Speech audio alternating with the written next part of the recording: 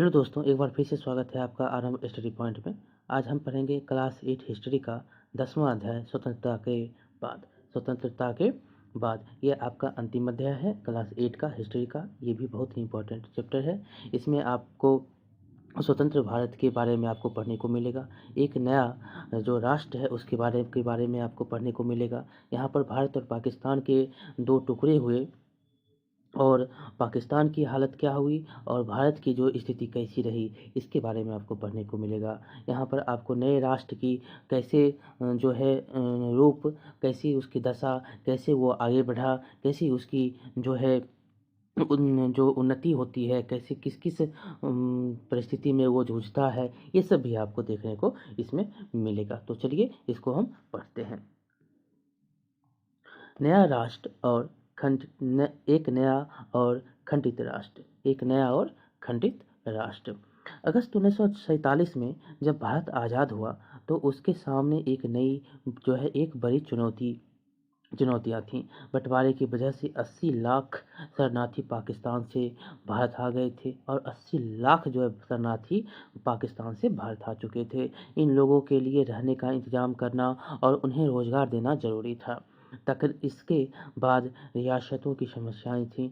तकरीबन 500 रियासतें राजाओं और नवाबों के शासन में चल रही थी। इन सभी को एक नए राष्ट्र में शामिल करने के लिए तैयार करना एक टेढ़ा काम था। शरणार्थियों और रियासतों की समस्या का पर फौरन ध्यान देना लाजमी था। लंबे दौर में इस नवजात राष्ट्र को एक ऐसी राजनीतिक व्यवस्था भी विकसित करनी थी जो यहाँ के लोगों की आशाओं और आकांक्षाओं को सबसे अच्छी तरह से व्यक्त कर सके। ये देख सकते हैं आप, जो इलाहाबाद में महात्मा गांधी की अस्थियों का विसर्जन फरवरी 1948। महात्मा गांधी की गोली मारकर जो हत्या कर दी जाती है 30 जनवरी 1948 को नाथूराम गोडसे के द्वारा। उनके बाद ये अस्थियां उनमें कहाँ पे, इलाहाबाद में अस्थियों का विसर्जन फरवरी 1948 में हो रहा है। इसी के दौरान ये इतने भीड़ आपको देखने को मिल रहे हैं इस चित्र में। अभी स्वतंत्रता के 6 महीने भी नहीं हुए थे कि सारा राष्ट्र गहरे शोक में पड़ गया।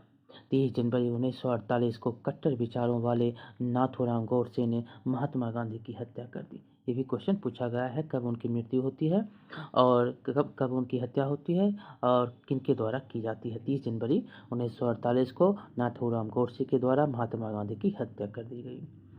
वह गांधी जी के इस दृढ़ विश्वास से मतभेद रखता था कि हिंदुओं और मुसलमानों को सद्भावना बनाते हुए इकट्ठे रहना चाहिए। उसी शाम हक्के बक्के राष्ट्र के आकाशवाणी पर जवाहरलाल नेहरू का भावुक भाषण सुना। दोस्तों, ये जो आप शब्द पढ़ेंगे, ये जवाहरलाल नेहरू के द्वारा जो बोले गए हैं, ये आपसे क्वेश्चन पूछे गए हैं। दोस्तों, साथियों, हमारी जिंदगी की रोशनी बुझ गई और चारों तरफ अंधेरा है। हमारे प्रिय नेता राष्ट्रपिता अब नहीं रहे। ये आकाशवाणी में जवाहरलाल नेहरू का भाषण है। ये यहाँ से पूछा गया है, तो याद रखेंगे इन भाषण को। और आगे है कि 1947 में भारत की आबादी काफ़ी बड़ी थी। तकरीबन कितना, तो 34.5 करोड़। आज कितना है, 100 करोड़ आगे, उससे भी 100 करोड़ आगे प्लस कर दीजिए। तकरीबन कितना, तो 34.5 करोड़। यह आबादी भी आपस में बटी हुई थी। इसमें ऊंची जाति और नीची जाति, हिंदू बहुल हिंदू समुदाय और अन्य धर्मों को मानने वाले भारतीय थे। इस विशाल देश में लोग तरह तरह की भाषाएं बोलते थे। उनके पहनावे में भारी फर्क था। उनके खान पान और काम धंधों में भारी विविधता थी। इतनी विविधता वाले लोगों को एक राज्य के रूप में कैसे संगठित किया जा सकता था। अब उनके बारे में है कि अब आगे है कि एकता की समस्या के साथ ही विकास भी एक बड़ी समस्या थी। स्वतंत्रता के बाद स्वतंत्रता के समय भारत एक विशाल संख्या गांवों में रहती थी। कहाँ, तो गांवों में रहती थी। आजीविका के लिए किसान और काश्तकार बारिश पर निर्भर रहते थे। यही स्थिति अर्थव्यवस्था के गैर कृषि क्षेत्रों में भी थी। क्षेत्रों की थी। अगर फसल चौपट हो जाती तो नाई, बढ़ई, बुनकर और अन्य कारीगरों की आमदनी भी जो है संकट पैदा हो जाती थी। शहरों में फैक्ट्री मजदूर भीड़ भारी भरी झुग्गी और बस्तियों में रहते थे, जहां शिक्षा या स्वास्थ्य सुविधाओं की खास व्यवस्था नहीं थी। इस विशाल आबादी को गरीबी के चंगुल से निकालने के लिए न केवल खेती की उपज बढ़ाना जरूरी था, बल्कि नए उद्योगों का निर्माण भी करना था, जहां लोगों को रोजगार मिल सके। एकता और विकास की प्रक्रियाओं के साथ साथ चलना था। अगर भारत के विभिन्न तबकों के बीच मौजूद मतभेदों को दूर न किया जाता तो वे हिंसक और बहुत खतरनाक टकरावों का रूप ले सकते थे। लिहाजा ऐसे टकराव देश के लिए महंगे भी पड़ते थे। कहीं ऊंची जाति और नीची जाति के बीच, कहीं हिंदुओं और मुसलमानों के बीच, तो कहीं किसी वजह से तनाव की आशंका बनी हुई थी। दूसरी तरफ अगर आर्थिक विकास के लाभ आबादी के बड़े हिस्से को काफ़ी मिलती हैं तो और ज़्यादा भेदभाव हो सकता था। ऐसी स्थिति में अमीर और गरीब, शहर और देहात, संपन्न और पिछड़े इलाकों का फर्क जो है पैदा हो सकता था। अब आगे है नए संविधान की रचना।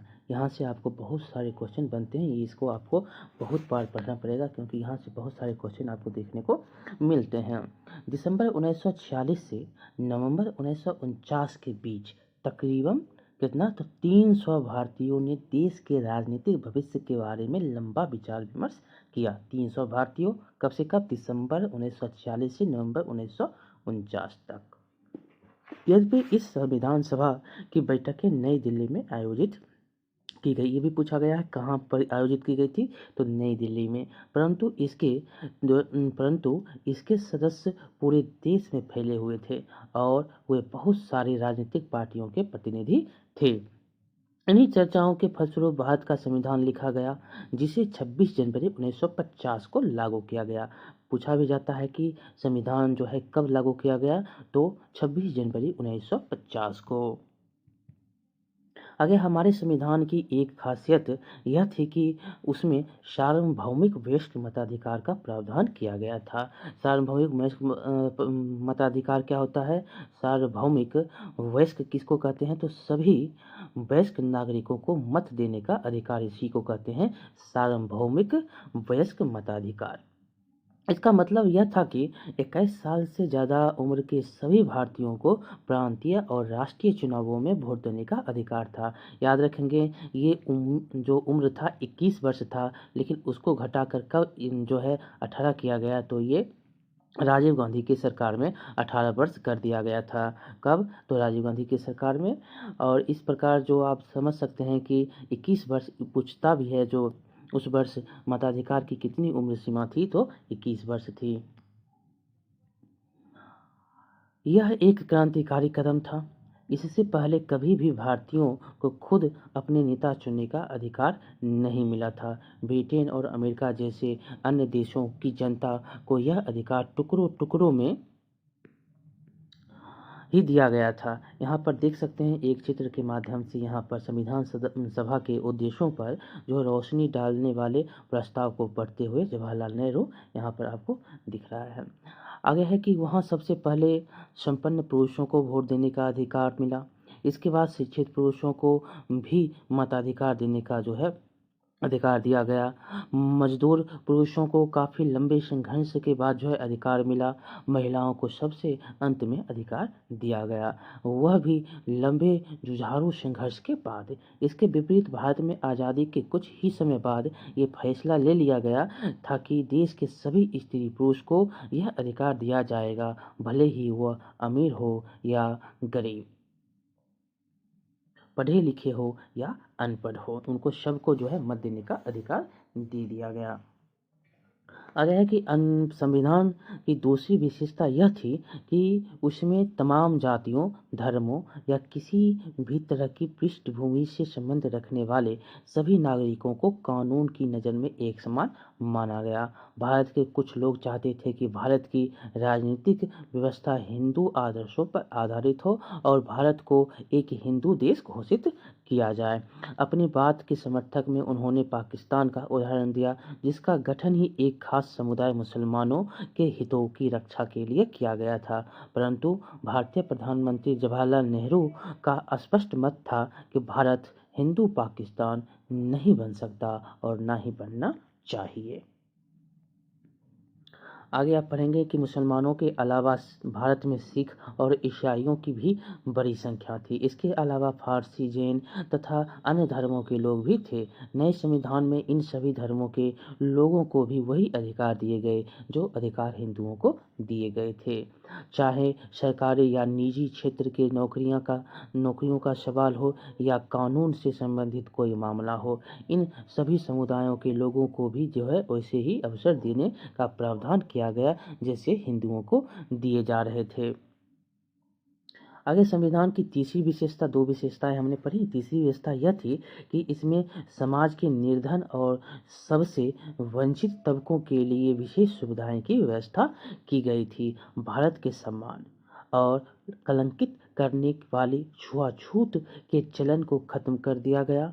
अब तक हिंदुओं को जो है हिंदुओं के मंदिरों में केवल ऊंची जातियों के लोग ही जाते थे, लेकिन अब उन्हें सभी जातियों के लिए खोल दिया गया, जिन्हें अब तक वह जो क्या मानते थे, अछूत माना जाता था।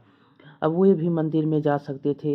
एक लंबी बहस के बाद जो है संविधान सभा ने यह भी तय किया कि विधायिका की कुछ सीटें और सरकारी नौकरियों में कुछ हिस्सा निचली जातियों के सदस्यों के लिए आरक्षित किया जाए। कुछ लोगों की दलील थी कि अछूत, जिन्हें उस समय हरिजन कहा जाता था, उम्मीदवारों के पास इतने अंक या शैक्षणिक योग्यताएं नहीं होती कि वे भारतीय प्रशासनिक सेवा जैसी प्रतिष्ठित नौकरियों में जा सके। परंतु जैसा कि संविधान सभा के सदस्य H.J. खांडेकर ने कहा था, हरिजन की अक्षमता के लिए, मतलब हरिजन के जो है अक्षमता के लिए ऊंची जातियां जिम्मेदार हैं। उनके यहाँ पर आप याद रखेंगे, यहाँ से पूछे गए हैं। ये संविधान सभा के सदस्य थे कौन? H.J. खांडेकर। इन्होंने क्या कहा? हरिजनों की जो क्षमता है उनके लिए कौन जिम्मेदार है? ऊंची जातियां जिम्मेदार हैं। अपने सुविधा संपन्न सहकर्मियों को संबोधित करते हुए जो है खांडेकर ने कहा था कि हमें हजारों साल तक दबा कर रखा गया है। आप लोगों ने हमें अपनी सेवा में लगाए रखा और हमें इस कदर दबाया है कि अब न केवल हमारे मस्तिष्क और शरीर बल्कि हमारा हृदय भी काम नहीं करता और न ही हम आगे बढ़ पाने में सक्षम है। ये खांडेकर के वक्तव्य थे, इन्होंने संबोधित किया था। आगे भूतपूर्व अछूतों के साथ साथ आदिवासियों या अनुसूचित जनजातियों को भी जो है विधायिका और नौकरियों में आरक्षण दिए गए। अनुसूचित जातियों की जो है तरह इन भारतीयों को भी वंचित रखा गया था। जो यहाँ पर जो थे उनको वंचित रखा गया था और उनके साथ भेदभाव किया गया था। आदिवासी आधुनिक स्वास्थ्य सुविधाओं और शिक्षा से वंचित थे। उनकी जमीन और जंगलों पर समुदाय से बाहर के ताकतवर लोगों ने जो क्या किया था, तो लोगों का कब्जा होता जा रहा था। संविधान से उन्हें जो नए अधिकार मिले, उनका उद्देश्य इस स्थिति में सुधार लाने का था। आगे यहाँ पर एक स्रोत है, स्रोत के माध्यम से देख सकते हैं कि यहाँ पर आपको बताया गया है कि हमें उन्हें सुरक्षा और अधिकार जरूर देना चाहिए। क्या है? हमें उन्हें सुरक्षा और अधिकार जरूर देने चाहिए। मुख्यमंत्रियों को लिखे एक पत्र में जो है नेहरू ने क्या कहा था, उनके बारे में लिखा गया। मुख्यमंत्रियों को लिखे एक पत्र में नेहरू ने कहा था कि हमारे पास एक मुस्लिम और अल्पसंख्यक समुदाय है जो संख्या की दृष्टि से इतना बड़ा है कि अगर वह चाहे तो भी कहीं नहीं जा सकते। यह एक बुनियादी तथ्य है जिसके बारे में बहस की गुंजाइश नहीं है। पाकिस्तान की तरह से चाहे जितना उकसावा हो और वहाँ के गैर मुसलमानों पर चाहे जो भी अत्याचार हो रहे हो, हमें इस अल्पसंख्यक समुदाय के साथ सभ्य ढंग से व्यवहार करना है। हमें इस समुदाय को भी वही सुरक्षा और अधिकार देने होंगे जो किसी लोकतांत्रिक राज्य के नागरिकों को मिलते हैं। ये मुख्यमंत्रियों को जो है पत्र लिखे थे। कौन? तो नेहरू प्रधानमंत्री थे उसमें। आगे है कि आप यहाँ पर पढ़ सकते हैं। उसके बाद है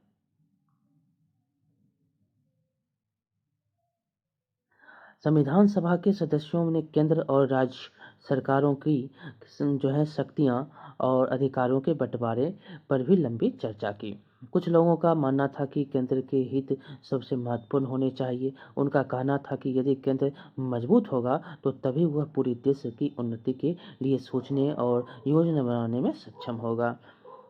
कई अन्य सदस्यों का मानना था कि राज्यों को ज़्यादा स्वायत्तता और आज़ादी मिलनी चाहिए। मैसूर के एक सदस्य का कहना था कि मौजूदा व्यवस्था में लोकतंत्र दिल्ली में केंद्रित है और इसीलिए बाकी देश में वह इसी भावना और अर्थ में साकार नहीं हो रहा है। आगे पढ़ेंगे तो आगे है कि मद्रास के एक सदस्य का आग्रह था कि राज्य स्तर पर लोगों की कुशल क्षेम का प्रारंभिक भार प्रांतीय सरकारों के ऊपर होना चाहिए। इन मतभेदों को दूर करने के लिए संविधान में विभिन्न विषयों को 3 सूचियों में बांट दिया गया: केंद्रीय सूची, राज्य सूची और संवर्ती सूची। इसी के कारण जो है मतभेद को दूर करने के लिए इसको 3 सूची में बांटा गया। कौन कौन? केंद्रीय, राज्य और संवर्ती। केंद्रीय में खुद केंद्र आएगा, राज्य में राज्य और संवर्ती में दोनों। केंद्रीय सूची में कराधान, रक्षा और विदेशी मामलों के यादी को रखा गया। क्या क्या रखा गया? तो कराधान, रक्षा और विदेशी मामला जो है किस में रखे गए? केंद्र में रखे गए। जो ये ऐसे विषय थे जो केवल केंद्र सरकार के अधीन थे। ये भी पूछा जाता है कि किनके जो है अधीन क्या रखा गया था। तो केंद्र के अधीन आप याद रखेंगे, केंद्र के अधीन क्या था?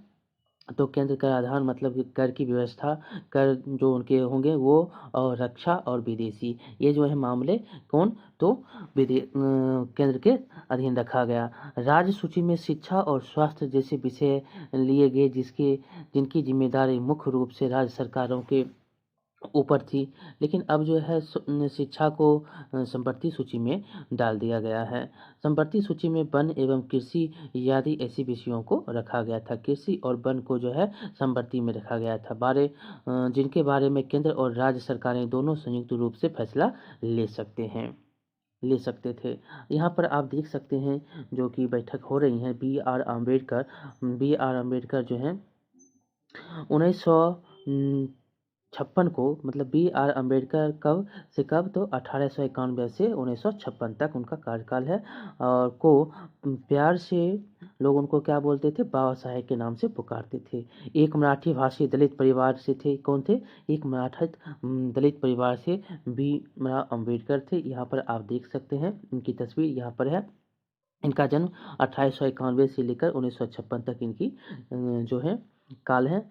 और इसके बाद जो है डॉक्टर अंबेडकर एक जाने माने वकील और अर्थशास्त्री थे। उन्हें दलितों का एक महान नेता और भारतीय संविधान का जनक माना जाता है। इनको भारतीय संविधान का जनक माना जाता है, बी आर अम्बेडकर को। आगे पढ़ेंगे तो संविधान सभा में भाषा के सवाल पर बड़ी तीखी जो बहस चली हुई। बहुत सारे लोगों का कहना था कि अंग्रेजों के साथ अंग्रेजी भाषा को भी विदा कर दिया जाना चाहिए। उनका कहना था कि अंग्रेजी की जगह हिंदी को अपनाया जाना चाहिए। परंतु जो लोग हिंदी नहीं बोलते थे उनकी राय अलग थी। संविधान सभा में बोलते हुए टीटी कृष्णमाचारी ने दक्षिण के लोगों की ओर से चेतावनी देते हुए कहा कि अगर उन पर हिंदी थोपी गई तो वहाँ के बहुत सारे लोग भारत से अलग हो जाएंगे। इस विवाद से बचने के लिए आखिरकार बीच का रास्ता निकाल दिया गया। संविधान निर्माताओं ने हिंदी को भारत का राजभाषा का दर्जा दिया। ये याद रखेंगे, भारत का जो राजभाषा क्या है? हिंदी है, ना कि राष्ट्रभाषा है। राजभाषा है हिंदी। बहुत बार क्वेश्चन पूछे गए हैं।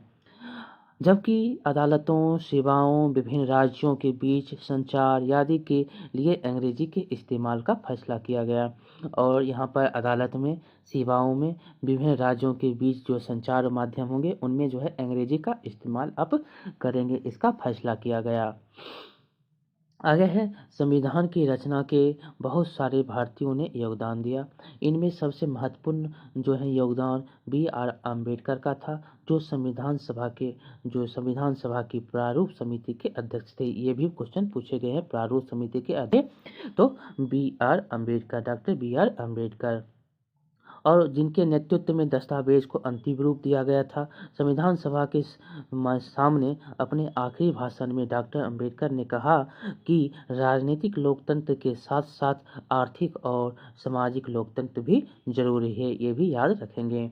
यदि लोगों को वोट डालने का अधिकार दे दिया जाता है तो इससे अमीर गरीब या ऊंची और नीची जातियों का फासला अपने आप खत्म नहीं हो जाएगा। उन्होंने कहा कि नए संविधान के साथ भारत, अब देखिए उन्होंने क्या कहा कि अंतर्विरोधियों के एक नए युग में प्रवेश करने जा रहा है। राजनीति में हमारे पास समानता होगी और सामाजिक व आर्थिक जीवन में हम असमानता की राह पर चलेंगे। राजनीति में हम एक व्यक्ति के एक वोट और एक मूल्य के सिद्धांत का पालन करेंगे। इसके विपरीत अपनी सामाजिक एवं आर्थिक संरचना के फलस्वरूप हम सामाजिक और आर्थिक जीवन में एक व्यक्ति एक मूल्य के सिद्धांत का निषेध करते रहेंगे। ये B.R. अम्बेडकर के कथन हैं। भाषाई क्या होता है? भाषा से संबंधित। राज्यों के गठन कैसे किए जाए? अब ये होते हैं, कैसे होते हैं? तो 1920 के दशक में स्वतंत्रता संघर्ष के मुख्य पार्टी कौन था? तो भारतीय राष्ट्रीय कांग्रेस ने आश्वासन दिया था कि जैसे ही देश आज़ाद हो जाएगा, प्रत्येक बड़े भाषाई समूह का अपना अलग प्रांत होगा। आज़ादी मिलने के बाद कांग्रेस ने इस आश्वासन को पूरा करने के लिए कोई कदम नहीं उठाया, क्योंकि भारत धर्म के आधार पर बंट चुका था। इसीलिए महात्मा गांधी की तमाम इच्छाओं और प्रयासों के बावजूद यह स्वतंत्रता एक राष्ट्र को नहीं बल्कि दो राष्ट्रों में मिल रही थी। देश विभाजन के फलस्वरूप हिंदुओं और मुसलमानों के बीच हुए भीषण दंगों में 10 लाख से ज़्यादा लोग जो है मारे गए थे। ऐसे में यह चिंता स्वाभाविक थी कि क्या हमारा देश भारत देश भाषा के आधार पर इस तरह के बंटवारे को जो है झेल सकता था। आगे है कि प्रधानमंत्री जवाहरलाल नेहरू और उप प्रधानमंत्री वल्लभ भाई पटेल दोनों ही भाषा के आधार पर राज्यों के गठन की नीति के विरोधी थे। ये भी याद रखेंगे, कौन विरोधी थे? नेहरू और पटेल। विभाजन के बाद जो है नेहरू ने कहा था कि उपद्रवकारी प्रवृत्तियां सिर उठा रही है। ये भी कथन आप याद रखेंगे, किनके द्वारा है कहा गया? उपद्रवकारी प्रवृत्तियां हैं जो सिर उठा रही हैं, तो ये जो है नेहरू के द्वारा कहा गया था, जिन पर अंकुश लगाने के लिए राष्ट्र को शक्तिशाली और एकजुट होना चाहिए, वरना जैसा कि पटेल ने कहा। अब देखिए पटेल की बातें हैं, उनको भी आपको पढ़ना है, ये इनको भी बातों को ध्यान रखना है। इस पटेल ने क्या कहा? तो इस समय भारत की पहली और आखिरी ज़रूरत है कि उसे एक राष्ट्र बनाया जाए। राष्ट्रवाद को बढ़ावा देने वाली हर चीज़ आगे बढ़नी चाहिए और उसके रास्ते में रुकावट डालने वाली हर चीज़ को खारिज कर दिया जाना चाहिए। हमने यही कसौटी भाषाई प्रांतों के सवाल पर भी अपनाई है और इस कसौटी के हिसाब से हमारी राय में इस मांग को समर्थन नहीं दिया जा सकता। ये किनके थे कथन? तो ये पटेल के थे। यहाँ पर आप देख सकते हैं गांधीवादी नेता कौन थे? पोट्टी श्रीरामुलु। ये जो थे कौन थे? तो तेलुगु भाषियों के लिए एक अलग राज्य की मांग ये कर रहे थे और अनशन करते हुए इनकी मृत्यु हो जाती है। किनकी? श्री रामुलु की। आगे पढ़ेंगे तो आगे आपको, क्योंकि जो यहाँ पर देख सकते हैं, क्योंकि कांग्रेस के नेता जो थे अपने वायदे से पीछे हट रहे थे, इसीलिए जगह जगह पर असंतोष पैदा हुए। कन्नड़ भाषी, मलयालम भाषी, मराठी भाषी सभी अपने अपने राज्य के इंतजार में थे। सबसे गहरा असंतोष मद्रास प्रेसिडेंसी में तेलुगु भाषी जिलों में दिखाई दिया।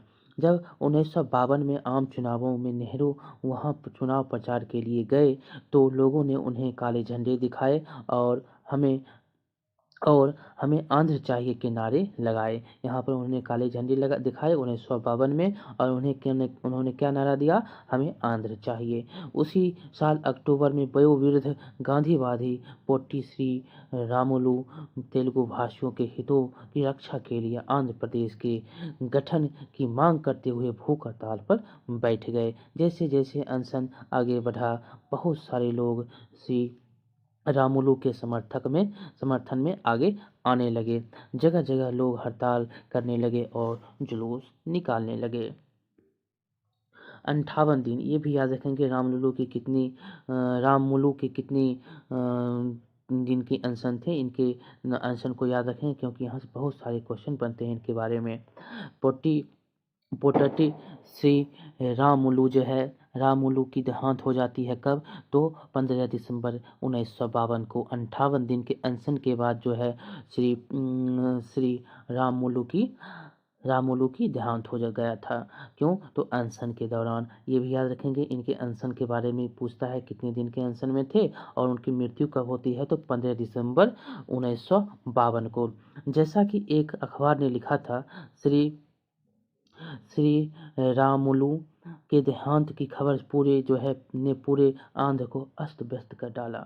इतना जो विरोध इतना व्यापक और गहरा था कि केंद्र सरकार को आखिरकार यह मांग माननी पड़ी। इस तरह 1 अक्टूबर 1953 को आंध्र के रूप में एक नए राज्य का गठन हुआ जो बाद में आंध्र प्रदेश बना।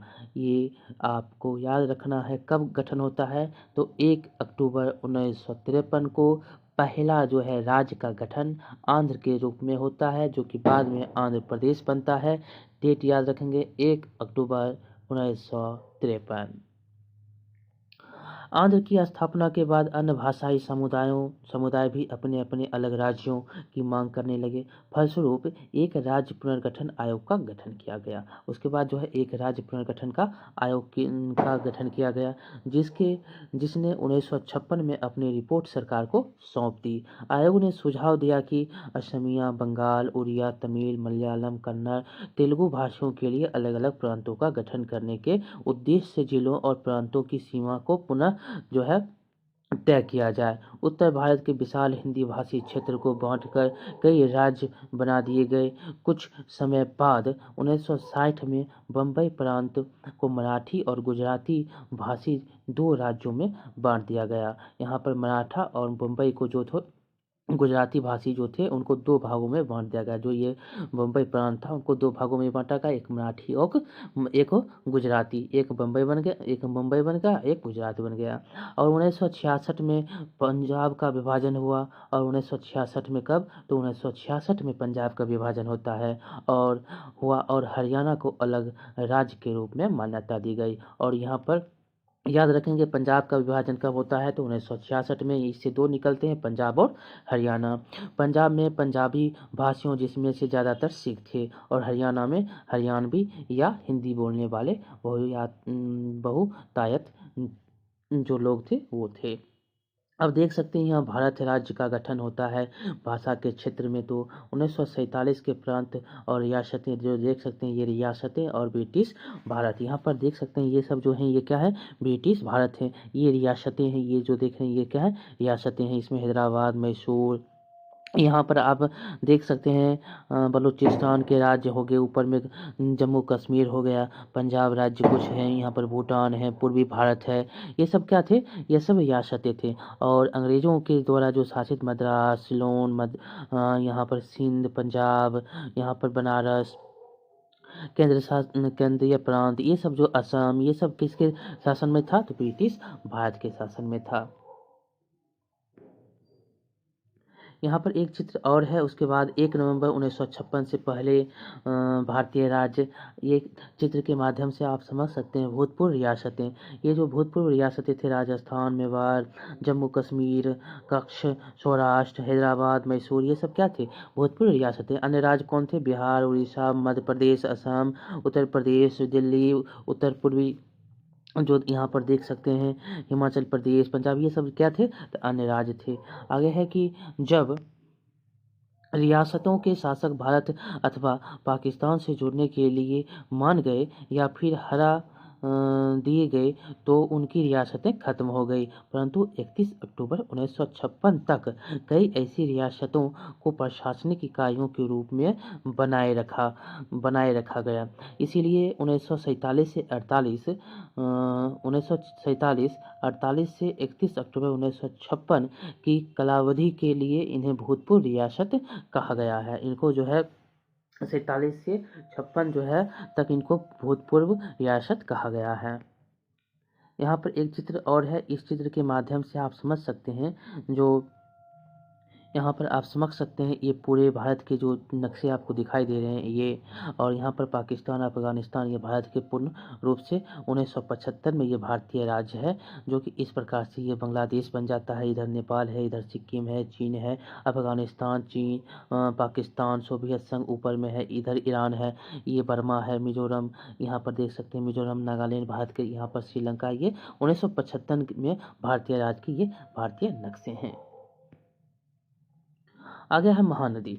महानदी जो यहाँ पर देख सकते हैं, महानदी में पानी को रोकने के लिए बनाया गया पुल। स्वतंत्र भारत में पुल और बांध का विकास जो है प्रतीक बन गए थे, विकास का प्रतीक बन गया था। स्वतंत्र भारत में पुल और बांध विकास का प्रतीक बन गया था। राज्य क्या था? तो राज्य सरकार के संबंधित, मतलब ध्यान दें कि राज्य शब्द का यह जो है अर्थ देश के विभिन्न राज्यों या प्रांतों से नहीं है। यह जो है विभिन्न देश या प्रांतों से नहीं है, बल्कि सरकार से संबंधित है। राज्य विकास की योजनाएं क्या हैं? तो भारत और भारतीयों को गरीबी से मुक्त कराने के और आधुनिक तकनीकी एवं औद्योगिक आधार निर्मित करना नए भारत का एक बड़ा लक्ष्य था। 1950 में सरकार ने आर्थिक विकास के लिए नीतियां बनाने और उनको लागू करने के लिए एक योजना आयोग का गठन किया। इस बारे में ज़्यादातर सहमति थी कि भारत मिश्रित अर्थव्यवस्था के रास्ते पर चलेगा। यहाँ राज्य और निजी क्षेत्र दोनों ही उत्पादन बढ़ाने और रोजगार पैदा करने में महत्वपूर्ण और परस्पर भूमिका अदा करेंगे। किस क्षेत्र की क्या भूमिका होगी, अर्थात कौन से उद्योग सरकार द्वारा और कौन सा उद्योग बाजार द्वारा यानी निजी उद्योगपतियों द्वारा लगाए जाएंगे, विभिन्न क्षेत्रों और राज्यों के बीच किस तरह की संतुलन बनाया जाएगा, इन सबको परिभाषित करना योजना आयोग का काम था। योजना आयोग नीति आयोग में तब्दील हो गया। योजना आयोग का गठन कब किया गया? तो 1950 में। याद रखेंगे, ये बहुत बार क्वेश्चन पूछे गए हैं। ये इतने काम उनके द्वारा किए जाएंगे जो कि योजना आयोग होगा। यहाँ पर एक चित्र के माध्यम से दिखाया गया है गांधी सागर बांध पर चल रहा काम। मध्य प्रदेश स्थित चंबल नदी पर बनाए गए 4 बांधों में यह पहला था। इसका निर्माण 1960 में पूरा हुआ। ये 1960 में जो है पूरा हो गया था। आगे है दूसरी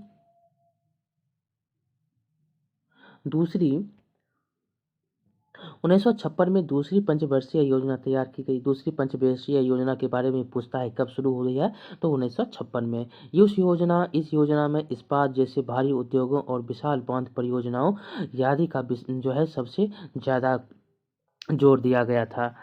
ये काम सरकारी नियंत्रण के अंतर्गत रखे गए। भारी उद्योग पर जो है यह जोर दिया गया था।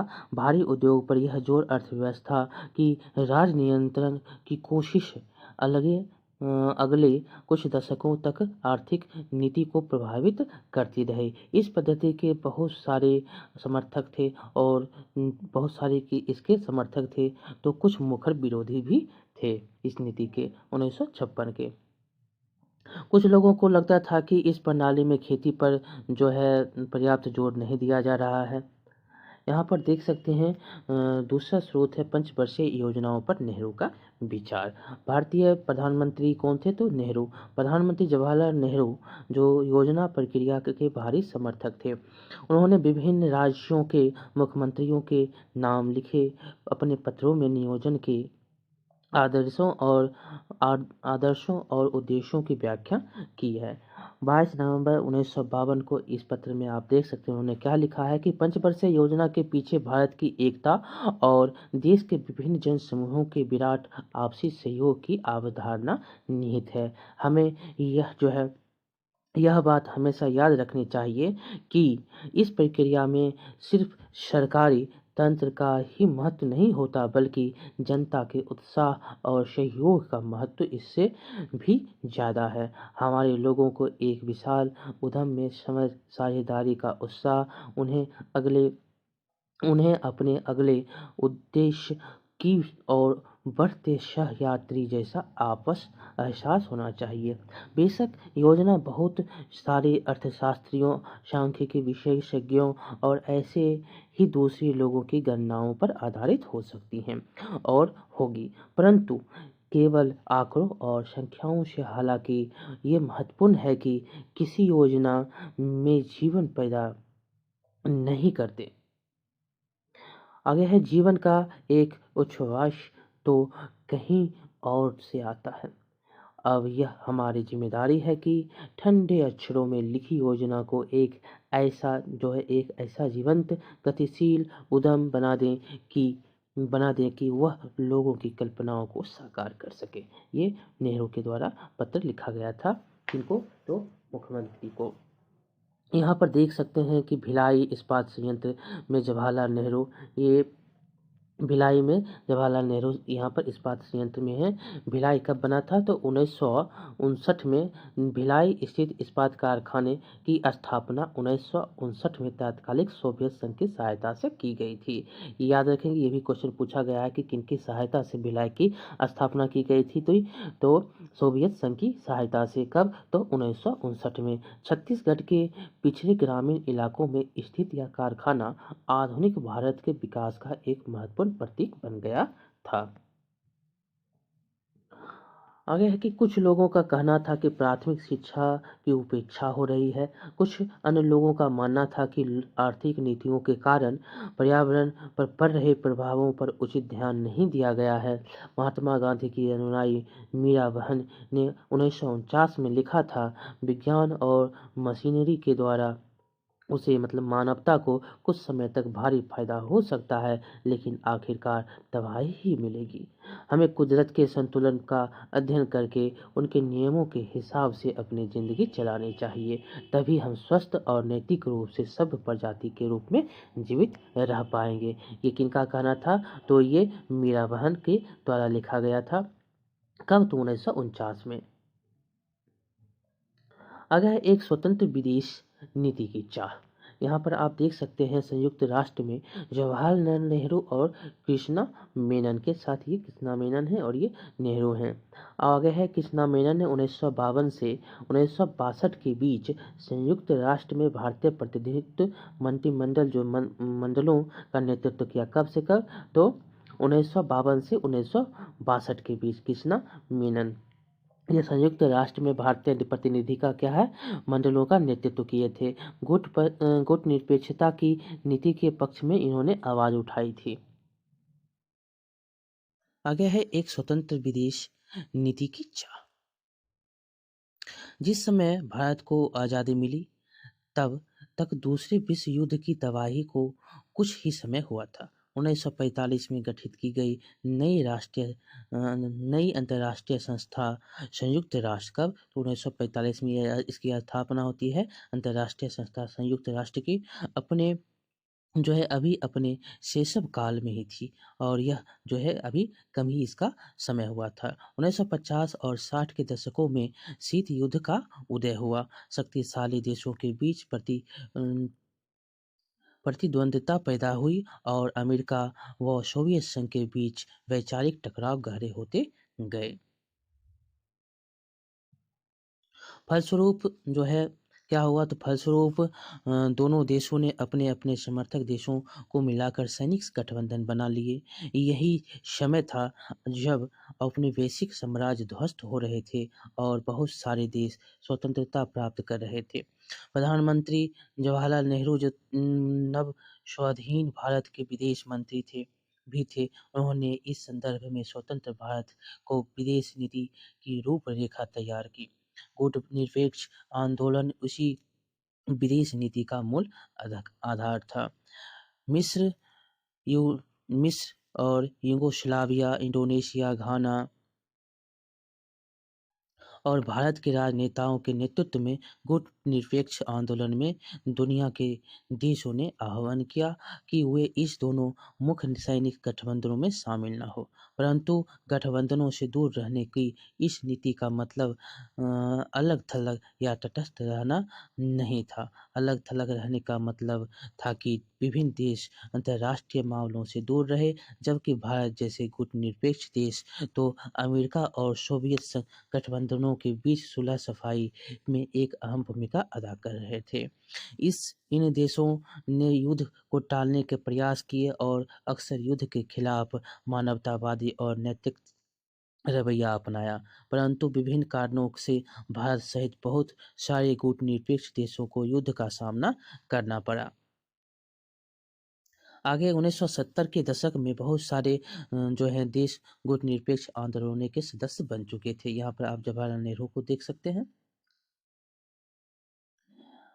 यहाँ पर एक चित्र के माध्यम से यहाँ पर दिखाया गया है कि बांडुंग इंडोनेशिया में एशिया और अफ्रीका के नेताओं के बीच जो है 1955 में बैठक होती है। इस प्रसिद्ध सम्मेलन में 29 से ज़्यादा नवस्वाधीन देशों के जो है प्रतिनिधियों ने इस बात पर चर्चा की थी कि अफ्रीका एशिया के देश उपनिवेशवाद और पश्चिमी प्रभुत्व के विरुद्ध अपने प्रयास किस तरह जारी रख सकते थे। राष्ट्र के 60 वर्षों के बाद अब क्या होता है, राष्ट्र के 60 वर्ष बीत जाते हैं 2007 में। 15 अगस्त 1947 को आज़ाद होने के बाद 15 अगस्त 2007 को हमने जो है एक राष्ट्र यहाँ पर समझ सकते हैं कि अब कितने वर्ष हो गए, तो 60 साल। तो 15 अगस्त 2007 को हमने एक स्वतंत्र राष्ट्र के रूप में अपनी 60वीं वर्षगांठ बनाई थी। इस दौरान हमारे देश का प्रदर्शन कैसा रहा, संविधान में तय किए गए आदर्शों में हम किस तरह जो है किस हद तक साकार कर पाए, इसके बारे में हम पढ़ेंगे। तो भारत अभी भी एक है और लोकतांत्रिक राह पर चल रहा है। यह गर्व करने लायक उपलब्धि है। बहुत सारे विदेशी प्रेक्षकों का मानना था कि भारत एक देश के रूप में ज़्यादा समय तक नहीं टिक पाएगा। उन्हें लगता था कि भारत का प्रत्येक क्षेत्र या भाषाई भाषाई समूह अपने अलग राष्ट्र की मांग करेगा और उसके टुकड़े-टुकड़े हो जाएँगे। कुछ विशेषज्ञों को लगता था कि भारत सैनिक शासन के कब्जे में आ जाएगा, परंतु ये सारी आशंकाएँ निर्मूल साबित हुई हैं। आज़ादी से अब तक 13 आम चुनाव हो चुके हैं और राज्यों तथा स्थानीय निकायों में के लिए सैकड़ों चुनाव हो चुके हैं। हमारे यहाँ स्वतंत्र प्रेस है और एक स्वतंत्र न्यायपालिका।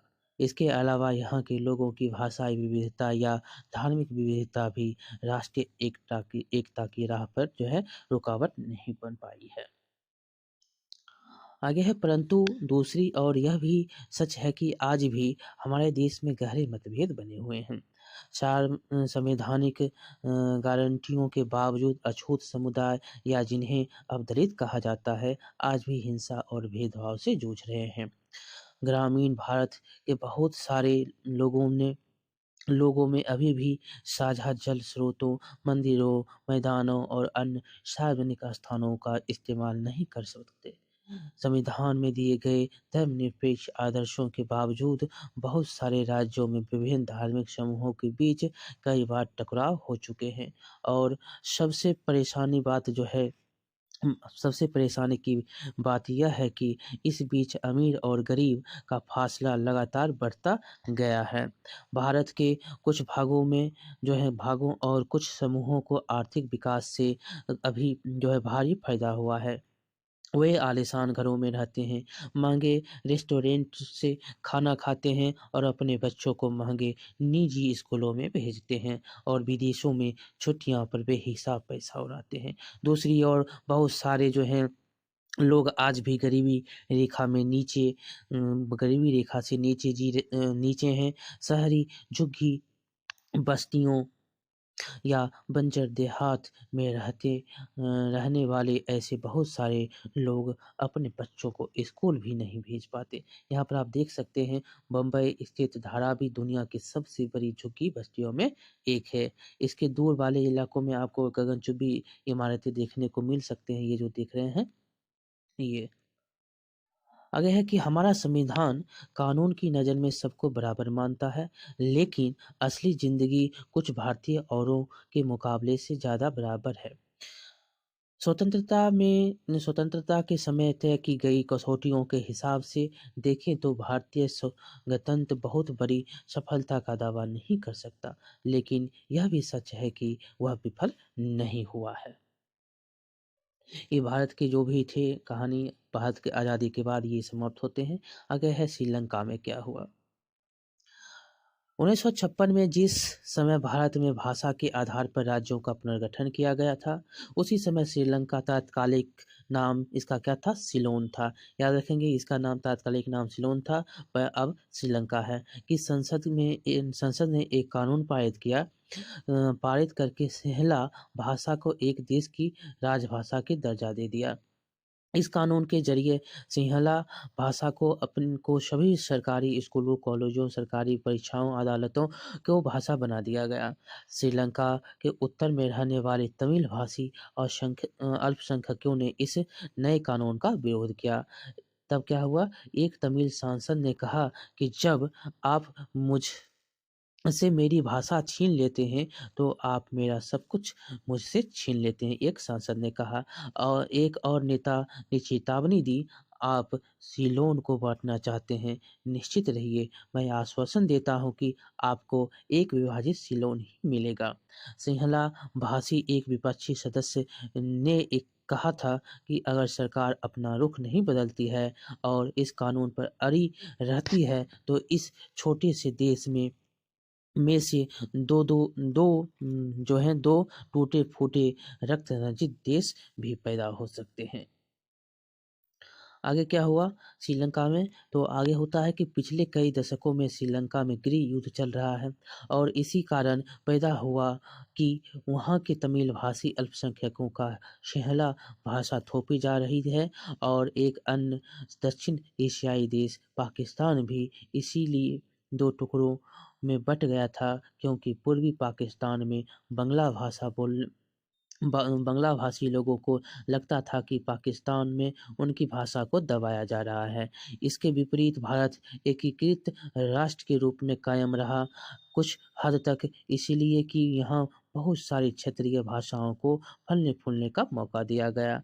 अगर हिंदी को उसी तरह दक्षिण भारत पर थोप दिया जाता, जिस तरह पूर्वी पाकिस्तान पर उर्दू या उत्तरी श्रीलंका पर सिंहला भाषा को थोप दिया गया था, तो शायद भारत भी गृह युद्धों में उलझ कर बिखर जाता।